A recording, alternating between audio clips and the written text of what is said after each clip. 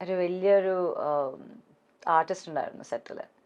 So ഈ സ്റ്റേജിൽ പോയിട്ട് മൈക്ക് എടുത്തിട്ട് എന്തൊക്കെയോ ഒക്കെ എന്നെ കുറിച്ച് പറഞ്ഞിട്ടുണ്ടായിരുന്നു, ഒത്തിരി പറഞ്ഞിട്ടുണ്ടായിരുന്നു. എന്നിട്ട് എല്ലാവരും ഓഡിയൻസിലിരുന്ന് ചിരിച്ചു. പക്ഷെ എൻ്റെ പ്രൊഡ്യൂസർ ബൈജുവായിട്ടും കണ്ടു. പക്ഷെ ആ സമയത്ത് അത്രയും വലിയൊരു ആർട്ടിസ്റ്റൊന്നും പറയാൻ പറ്റില്ല. ബൈജുവായിട്ടും വന്നിട്ട് ഒന്നും വേണ്ട, കരയണ്ട കേട്ടോ എന്ന് പറഞ്ഞിട്ട് എന്നെ ഒന്ന് കൺസോൾ ചെയ്തത് എൻ്റെ പ്രൊഡ്യൂസറായിരുന്നു. എന്ന് വെച്ചാൽ കണ്ണൊക്കെ കണ്ണ് നിറഞ്ഞപ്പോൾ ബൈജുവായിട്ടും കണ്ടു. പക്ഷെ എല്ലാവരും, അതും മോസ്റ്റ്ലി എല്ലാവരും ആണുങ്ങള്, all the men sitting in the audience എല്ലാവരും ചിരിച്ചു. അത്രയൊന്നും ചെയ്യരുത്, അത് റാഗിങ് ആയിട്ടാണ് ഞാൻ കൺസിഡർ ചെയ്യുന്നത്. ശരിക്കും അത്തരം സിറ്റുവേഷനുകൾ ഫേസ് ചെയ്യേണ്ടി വരും എന്നുള്ളത് മുൻകൂട്ടി അറിയാത്തതിന്റെ ആയിരുന്നു. അത് സഡൻ ആയിട്ട് വന്നു, എല്ലാവരും ചിരിച്ചു. C it's okay, I can make A joke at my self.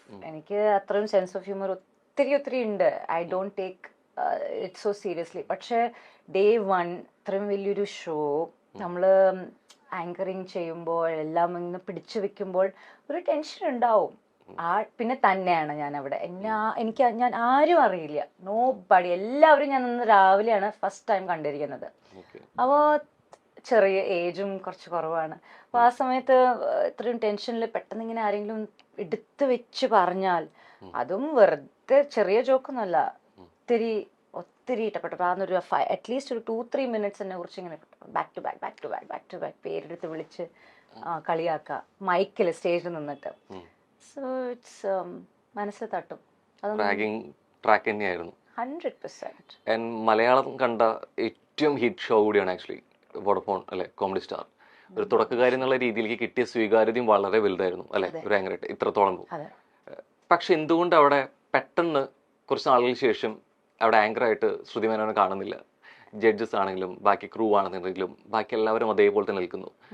എന്തുകൊണ്ട് ആങ്കറിനെ പെട്ടെന്ന് മാറ്റി? ഇതേ രീതിയിൽ സഹകരിക്കാൻ പറ്റാത്തത് കൊണ്ടോ, അല്ലെങ്കിൽ വിട്ടുവീഴ്ചകൾ തയ്യാറാവുന്നതുകൊണ്ടോ, എന്തുകൊണ്ടായിരുന്നു? എനിക്കറിയില്ല റോഹൻ, ടു ബി ഓണസ്റ്റ്. ഞാൻ ചോദിച്ചില്ല. ആ ഷോനെ കുറിച്ച് എനിക്കൊന്നും നെഗറ്റീവ് പറയാനില്ല. ഫസ്റ്റ് ഓഫ് ഓൾ, കാരണം നെഗറ്റീവ് ഒന്നും ഇല്ല. ഈ ഒരു ചെറിയൊരു എക്സാമ്പിൾ ഞാൻ പറഞ്ഞത്, അതൊരു വേറൊരു ആർട്ടിസ്റ്റ് കളിയാക്കിയത്, ദാറ്റ് ഈസ് കംപ്ലീറ്റ്ലി ഡിഫറെൻറ്റ്. പക്ഷെ that show Vodafone comedy stars എനിക്ക് തന്നിരിക്കുന്നത് ഒത്തിരി കൂടുതൽ ഓൺലി പോസിറ്റീവ് മെമ്മറീസ് ആണ്, ആൻഡ് ബ്യൂട്ടിഫുൾ മെമ്മറീസ് ആണ്. എന്ന് വെച്ചാൽ എല്ലാവരും എന്നെ അറിയുന്നത് കോമഡി സ്റ്റാർസ്. പിന്നെ ഞാൻ എയർപോർട്ടിൽ, ഞാൻ ചിലപ്പോൾ കൊച്ചി ടു ബോംബെ ടു കൊച്ചി, ഞാൻ താമസിക്കുന്ന വീട് ബോംബെയിലാണല്ലോ.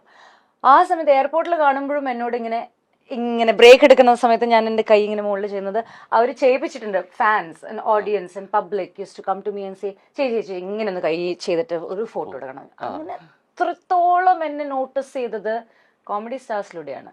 അപ്പോൾ I have only amazing things to say about comedy stars. And അവർ ആങ്കർ ചേഞ്ച് ചെയ്യാൻ ഇന്റേണൽ ഡിസിഷൻ ആണെങ്കിൽ ഓക്കെ, അതിനെ കുറിച്ച് ചോദിച്ചിട്ടില്ല. പക്ഷെ ജഡ്ജസ് അവരെന്നെ തുടരുന്നു. പക്ഷെ ഞാൻ കേട്ടിട്ടുള്ളത് ഓൾറെഡി ശ്രുതി മേനോനെ ആക്ച്വലി ജഡ്ജസ് ആയിട്ടുള്ള അഭിപ്രായ വ്യത്യാസങ്ങൾ ഉണ്ടായിരുന്നു എന്നത് ഒരു കാരണമായിട്ട് കേട്ടിട്ടുണ്ട്. ശരിയാണോ? Not at all, never. ഞാൻ ഓൺ ക്യാമറ പറയാണ്, ഒരിക്കലും ഇല്ല.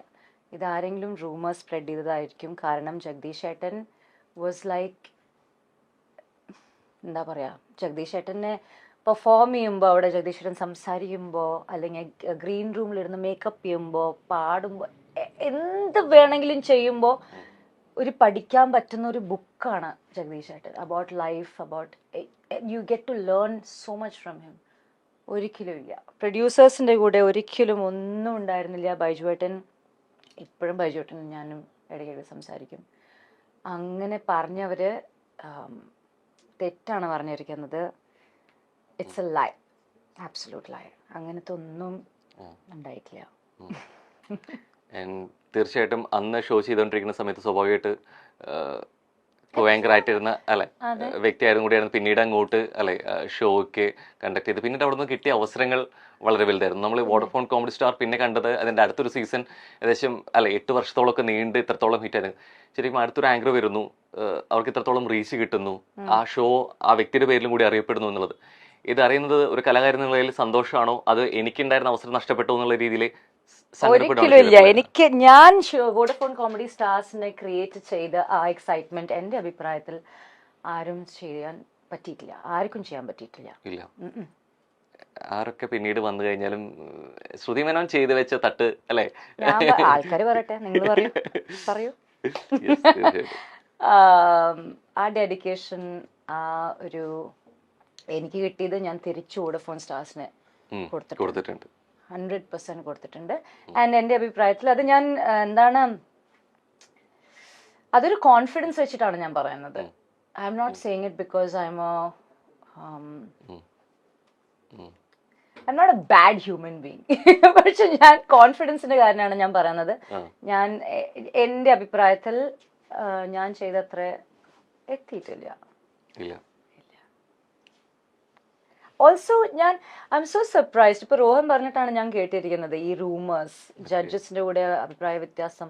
കാരണം ജഡ്ജസ് ഞങ്ങളെല്ലാവരും ഒരുമിച്ചിരുന്ന് എത്രത്തോളം നമ്മൾ എൻജോയ് ചെയ്തിട്ടാണ് ഷോ ഷൂട്ട് ചെയ്തിരിക്കുന്നത്. യുനോ, അതായത് രാവിലെ തൊട്ട് തുടങ്ങിയ എനർജി ഈസ് ഹൈ, എല്ലാവരും ഒരുമിച്ച് ചിരിക്കും, കളിക്കും, പാട്ട് പാടും, അങ്ങനെ ഒരിക്കലും ഒന്നും വന്നിട്ടില്ല. സോ എനിക്ക് തോന്നുന്നു ആ ഒരു കെമിസ്ട്രി ജഡ്ജസിന്റെ കൂടെ ആർക്കും കൊണ്ടുപോകാൻ പിന്നീട് പറ്റിയിട്ടില്ല. ഈ പലപ്പോഴും നമ്മൾ പോകുമ്പോൾ ഈ പോകെ കുറെ കഴിയുമ്പോഴായിരിക്കും പലരും നമ്മൾ തിരിച്ചറിയുന്നത്. അത്തരത്തിലിപ്പോൾ ഫിലിം ഇൻഡസ്ട്രി ആയിക്കോട്ടെ, വന്ന വഴിയിലെ കുറേയേറെ അനുഭവങ്ങൾ ഉണ്ടായിട്ടുണ്ട്. ഈ തിരിച്ചറിഞ്ഞത് ഇതായിരുന്നു എന്നുള്ളത് നമ്മൾ ചിലപ്പോൾ തിരിച്ചറിഞ്ഞ് കുറെ കഴിഞ്ഞിട്ടായിരിക്കും. അത്തരത്തിൽ നമ്മളിപ്പോൾ കാസ്റ്റിംഗ് കൗച്ചിനെ കുറിച്ചൊക്കെ പിന്നീട് കുറെ കേട്ടിട്ടുണ്ട്. പക്ഷെ ഇതായിരുന്നോ എന്നുള്ളത് പിന്നീട് നമ്മളായിരിക്കും അത് അങ്ങനത്തെ ഒരു അറ്റംപ്റ്റ് ആയിരുന്നോ, അങ്ങനെ ട്രൈങ് ആയിരുന്നു എന്നുള്ളത് ഒരു പക്ഷെ കുറെ കഴിഞ്ഞ് തിരിച്ചറിയുന്നതായിരിക്കും. ശരി, ഇത്തരത്തിൽ എന്തെങ്കിലും ഓർത്തെടുക്കുന്ന സംഭവങ്ങളോ വിഷയങ്ങളോ ഉണ്ടായിട്ടുണ്ടോ ശരിക്കും അന്നേരം അറിയാതെ പിന്നീട്?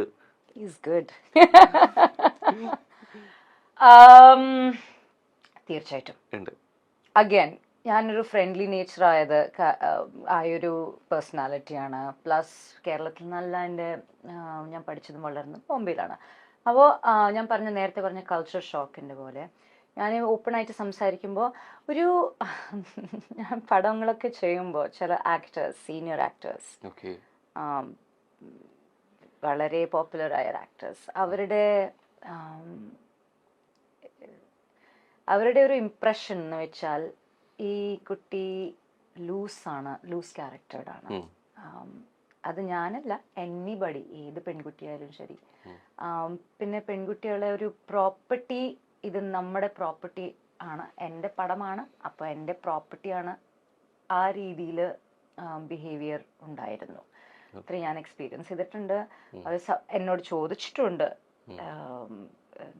നിനക്കെന്തിനാണ് ഇത്ര നാണം, നിനക്കെന്താ നാണം എന്ന് എന്തൊക്കെയൊക്കെ ഡയറക്ടേഴ്സ് ചോദിച്ചിട്ടുണ്ട്. നിനക്കെന്തിനാ ഇത്ര നാണം? അതും പബ്ലിക്കില്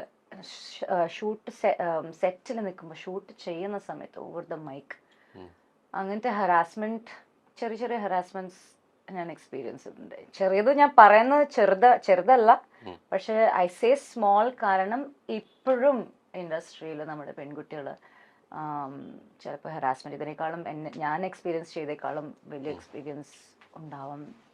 റിയാക്ട് ചെയ്തിരുന്നു? ഞാൻ റിയാക്ട് ഇല്ല.